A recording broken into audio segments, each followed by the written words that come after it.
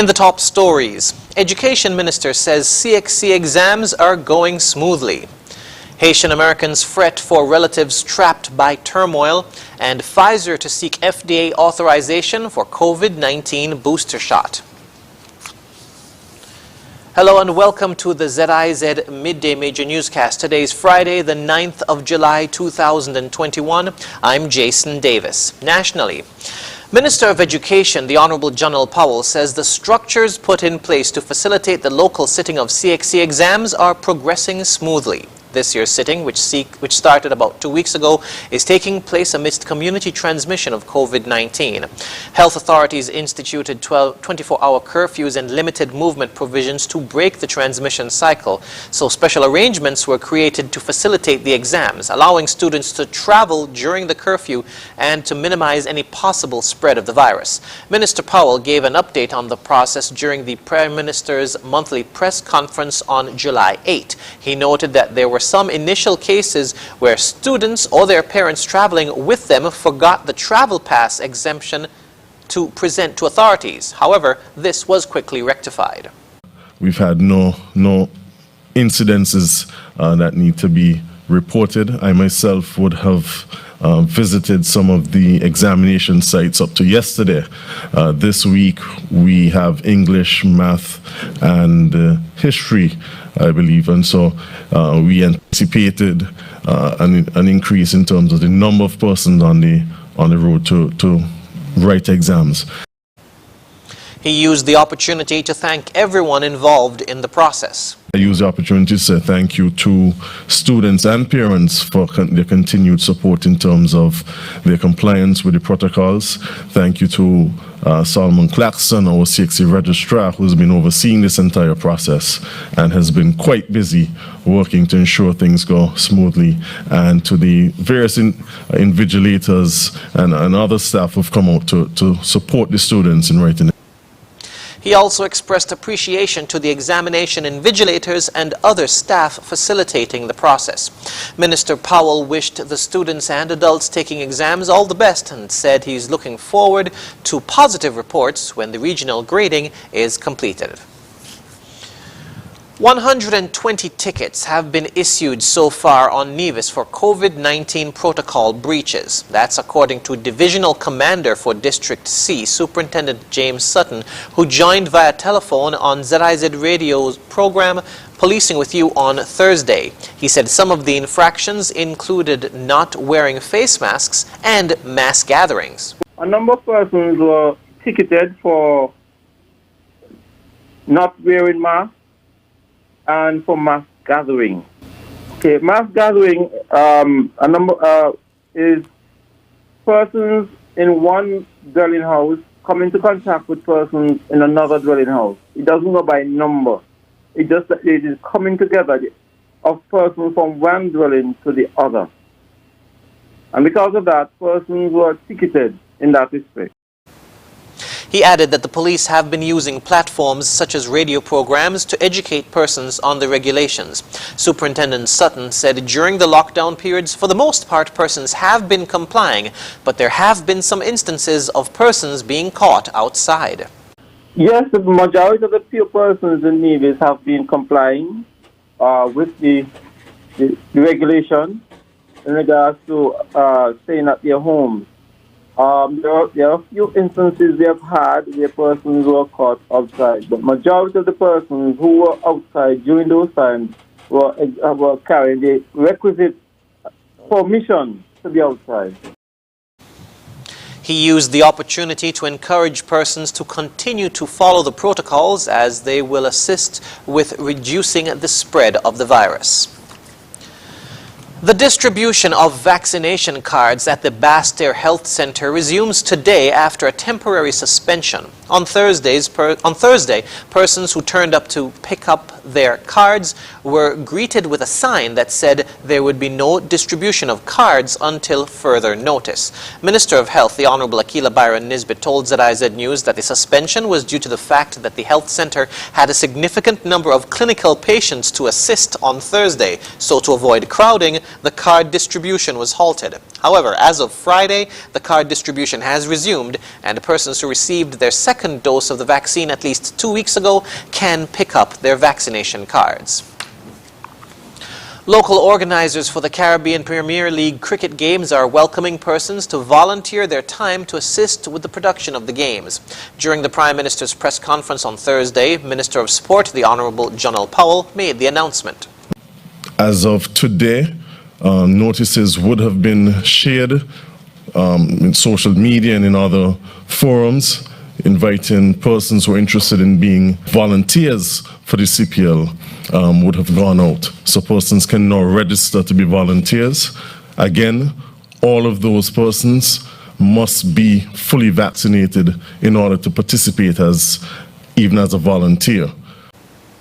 ZIZ News has been informed that ideally persons should be 18 years and older, be available for the entire duration of the games, and have a pleasant demeanor, as personality is important. And while physical fitness isn't necessary, it would be an asset for persons to have in case of long days. Health personnel would be on hand to assist if necessary, and this is a non-paying position. Interested persons can call 664-5362. Additionally, Minister Powell pointed out that bids are being accepted from persons wishing to offer their services. We are in the process of, through the local organizing committee, engaging with a number of different service providers, whether it be transportation, catering, security, cleaning, a number of different industries. All persons must be fully vaccinated. So if you would like to get a job catering, for example, you and your team must show that you are all fully vaccinated in order to participate. The minister also reminded that spectators would have to be fully vaccinated. We now move to news on the regional scene. Haitians in America are worried about their relatives living in Haiti following the assassination of Haitian President Jovenel Moïse. More in this report. Here in New York's Little Haiti in Flatbush, Brooklyn, the streets are named after Haitian independence heroes. The conversation on every street corner right now is about the assassination of Haitian President Jovenel Moïse. It's a very sad day for Haiti. We are in shock right now. We are afraid because we really don't know what's going to happen next. It's a real blow for us because the president was killed while he was still in power. But I don't feel bad because these people weren't running the country well. Moïse was a thug. They killed a thug. There are some 160,000 Haitians living in New York City. Amongst them, Granger Lévesque. He runs a Haitian restaurant. It's a bad thing for real.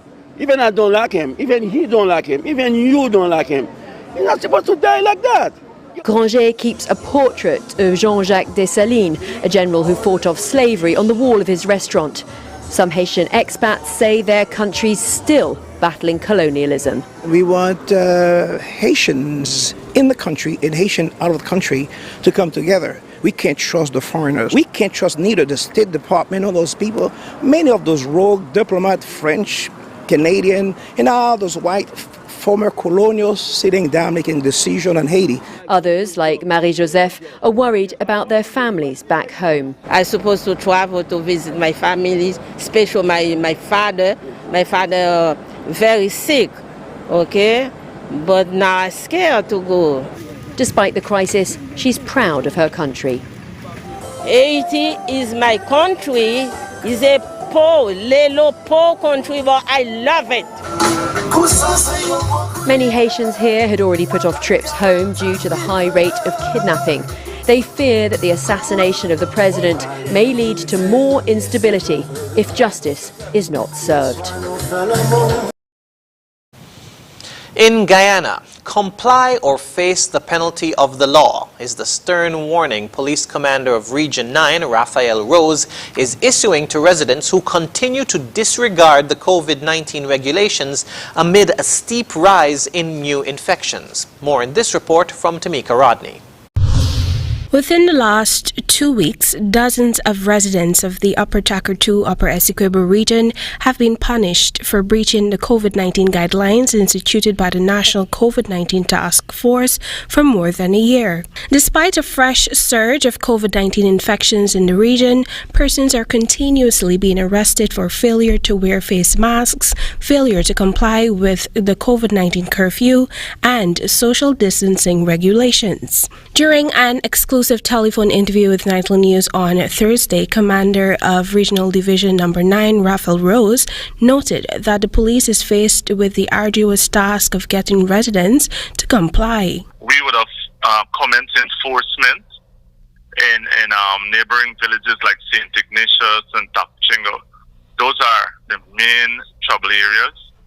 I know St. Ignatius is one of the villages, our Indian settlements, that we've been having an increase in cases, and there were reports of persons socializing.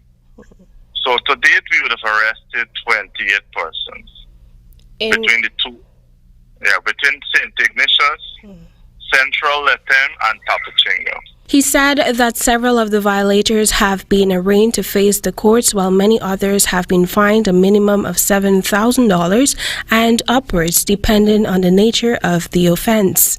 Last week, Chairman of the region, Brian Allicock, blasted some residents who were still hosting frequent house parties, which he opined was contributing to the spike in new cases. The commander, when questioned on this disturbing trend, said that while he does not doubt that such was occurring, he is not in receipt of official reports to that effect. We had a few of persons found that in front of business places, not at house parties. We didn't have any reports of persons at house parties. Active COVID-19 cases in the region towards the ending of last month had totaled 354.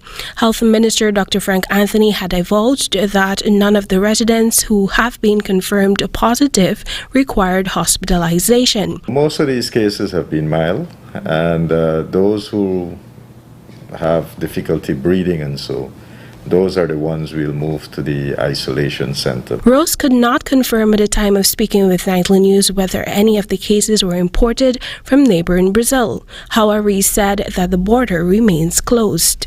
The regional commander is urging residents to be more responsible in their daily activities. I would encourage them to comply and not face the embarrassment of being placed in police custody and then followed by a court. Tamika Rodney reporting for the HGP Nightly News. Internationally, Pfizer plans to ask U.S. regulators to authorize a booster dose of its COVID-19 vaccine within the next month, based on evidence of greater risk of reinfection 6 months after inoculation and the spread of the highly contagious Delta variant. More in this report. Pfizer said on Thursday that it will ask U.S. regulators to authorize a third booster shot of its COVID-19 vaccine within the next month, based on evidence of greater risk of reinfection 6 months after inoculation and the fast-spreading Delta variant. Pfizer's chief scientific officer, Mikhail Dolston, said a recently reported dip in the vaccine's effectiveness in Israel was mostly due to infections in people who had been vaccinated in January or February. Pfizer did not release the full set of Israeli data on Thursday, but said it would be published soon. But Pfizer stressed that data from Israel and Britain suggests that even with waning antibody levels, the vaccine remains around 95% effective against severe disease. Dolston said that early data from the company's own studies shows that a third booster dose generates antibody levels that are 5 to 10-fold higher than after the second dose, suggesting that a third dose will offer promising protection. He said that multiple countries in Europe and elsewhere have already approached Pfizer to discuss booster doses, and that some may begin administering them before a potential U.S. authorization. Meanwhile, U.S. regulators said late on Thursday that Americans who have been fully vaccinated do not need a booster COVID-19 shot at this time, writing, quote, "We are prepared for booster doses if and when the science demonstrates that they are needed." And now for the weather. Present weather is cloudy skies with a slight dust haze. The temperature is 31 degrees Celsius or 87 degrees Fahrenheit. Winds are moderate from a northeasterly direction at 18 miles per hour. Seas are moderate with waves of 5 to 6 feet, and small craft operators should exercise caution against choppy seas. The weather forecast for today will be partly cloudy and slightly hazy with a 40% or moderate chance of a brief passing shower. Tonight will be fair to partly cloudy and slightly hazy with a 40% or moderate chance of brief passing overnight showers. Sunset today will be at 6:49 p.m., sunrise tomorrow at 5:43 a.m. And that brings us to the end of the ZIZ Midday Newscast. Join us this evening for these stories and more in detail. Thank you for tuning in. I'm Jason Davis.